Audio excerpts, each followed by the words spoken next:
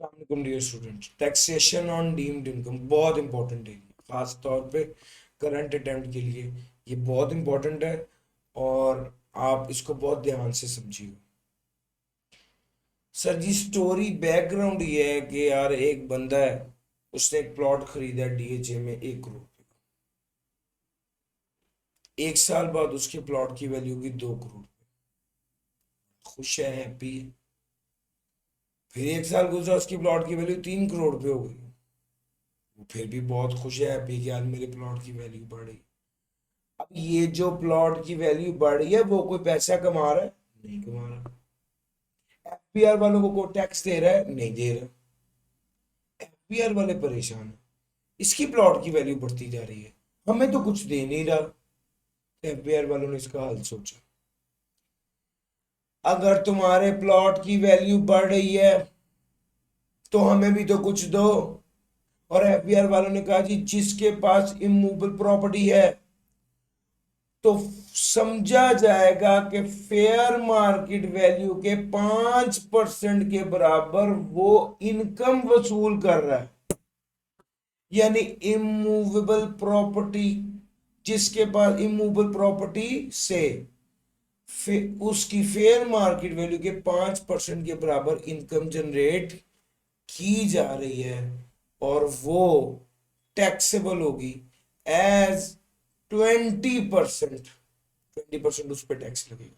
Sir, अगर एक साल के बाद 2021 में उसने प्लॉट खरीदा 1 करोड़ रुपए का, 2022 में ये प्लॉट की वैल्यू हो गई,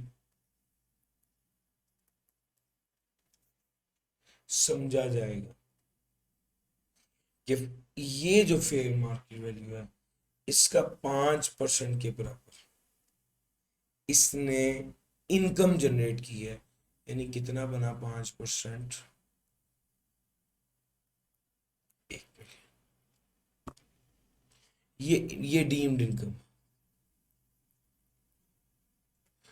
और इसका 20% टैक्सेबल होगा, यानी टैक्स कितना लगा? 2 लाख। सो इफेक्टिवली देखा जाए तो फेयर मार्केट वैल्यू के 5% के बराबर डीम्ड इनकम है और उसका 20% टैक्स है। या इसको ऐसे कहूं, इफेक्टिवली 1% के बराबर आपको टैक्स जमा कराना पड़ेगा। क्यों जी? क्योंकि भाई आपके पास प्रॉपर्टी है, डीम्ड इनकम है सर। सर वो कहते ही यही है कि ये इमू कैपिटल गेन में, कैपिटल एसेट में इमूवेबल प्रॉपर्टी पर ये सिर्फ एप्लीकेबल है, चाहे वो हाउस हो, चाहे बिल्डिंग हो, चाहे मैन्युफैक्चरिंग प्लांट हो।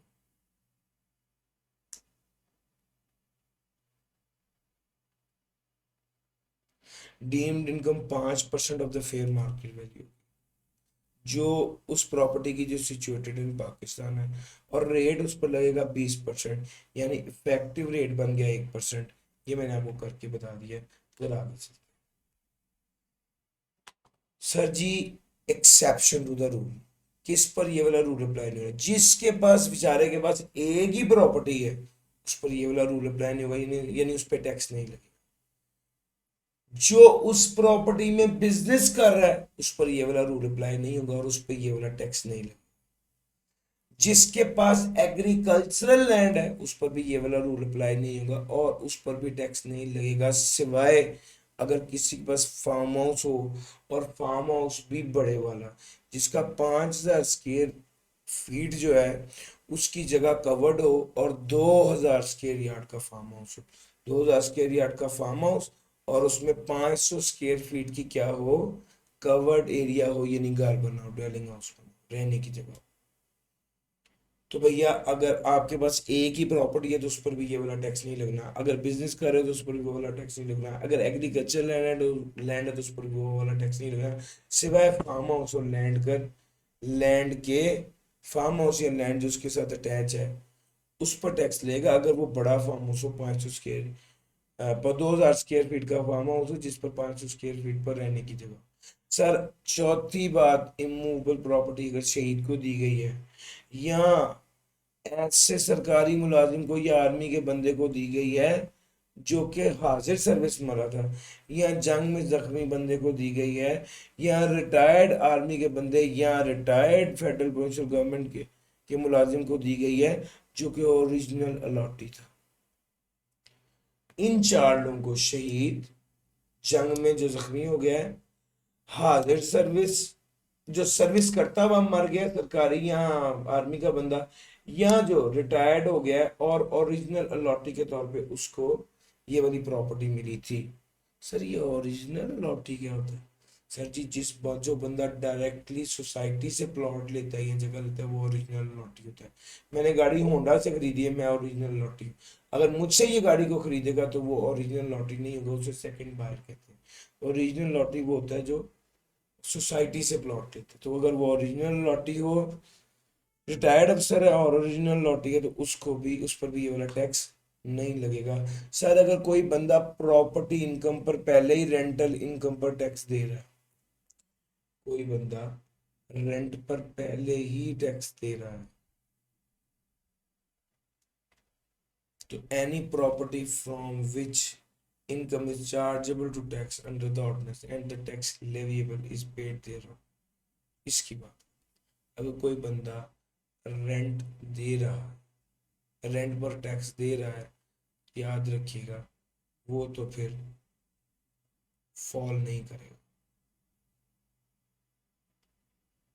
वो फिर इनकम इस पर ये वाला टैक्स नहीं लेगा, जो प्रॉपर्टी पर वो पहले ही रेंटल इनकम पर टैक्स दिया। सर अगर इमूवेबल प्रॉपर्टी अभी पहले साल ही खरीदी है और खरीदने पर भी तो होल्डिंग टैक्स दिया है, तो फिर भी इस पर टैक्स नहीं लेगा। दूसरे साल लग जाएगा, पहले साल रियायत कर दी कि बेचारे ने भी खरीद, अभी नई नहीं खरीदी और टैक्स दिया, तो अभी तो होल्डिंग टैक्स। अगर प्रॉपर्टी, ये जो लिस्ट है ये सारी एक्सक्लूजन की, एक्सेप्शंस की लिस्ट है। अगर इस लिस्ट के अलावा जो एसेट आपके पास है, जो प्रॉपर्टी आपके पास है, उसकी कीमत अगर 2.5 करोड़ से ज्यादा नहीं है, उस पर भी ये वाला टैक्स अप्लाई नहीं होगा। सर इमूवेबल प्रॉपर्टी अगर प्रोविंशियल या लोकल गवर्नमेंट के पास है तो उस पर भी ये वाला टैक्स अप्लाई नहीं होगा। अगर इमूवेबल प्रॉपर्टी लोकल अथॉरिटी के पास है या डेवलपमेंट अथॉरिटी के पास है या बिल्डर और डेवलपर के पास है, लैंड डेवलपर के पास है, तो उस पर भी ये वाला टैक्स अप्लाई नहीं होगा। सर जी गर्ज ये क्विक रिवीजन, इमूवेबल प्रॉपर्टी है, बेची नहीं है, होल्ड की हुई है, उस डीम किया जाएगा कि उसकी फेयर मार्केट वैल्यू का 5% आपको इनकम मिल रही है और उसका 20% आपको टैक्स लगेगा।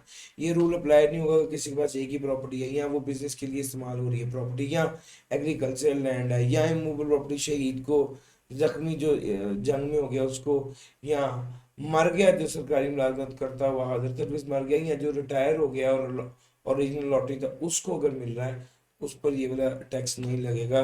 सर जी अगली बात है, प्रॉपर्टी जिस पर इनकम टैक्स आप पहले ही पे कर रहे हो रेंट पर, उस पर ये वाला टैक्स नहीं लगेगा। अगर पहला साल और आपने भी प्रॉपर्टी खरीदी है, उस पर भी होल्डिंग टैक्स दिया, तो ये वाला टैक्स नहीं लगेगा। अगर fair market value in exception के अलावा जो प्रॉपर्टी आपके पास है उसकी फेयर मार्केट वैल्यू 2.5 करोड़ से ज्यादा है, तो उस पर ये वाला टैक्स लगेगा। 2.5 करोड़ तक है, डज नॉट एक्सीड 2.5 करोड़ है, 2.5 करोड़ से कम है, तो उस पर ये वाला टैक्स नहीं लेगा। इमूवेबल प्रॉपर्टी अगर प्रोविंशियल या लोकल गवर्नमेंट के पास है तो उस पर भी ये वाला टैक्स नहीं लेगा। अगर डेवलपमेंट गवर्नमेंट, लोकल अथॉरिटी या डेवलपमेंट अथॉरिटी के पास है, या बिल्डर या डेवलपमेंट के पास इमूवेबल प्रॉपर्टी है, उस पर भी ये वाला टैक्स नहीं लगेगा। सर जी ये डिस्कशन थी डीम्ड इनकम पर। इस वीडियो के लिए इतना ही। Thank you.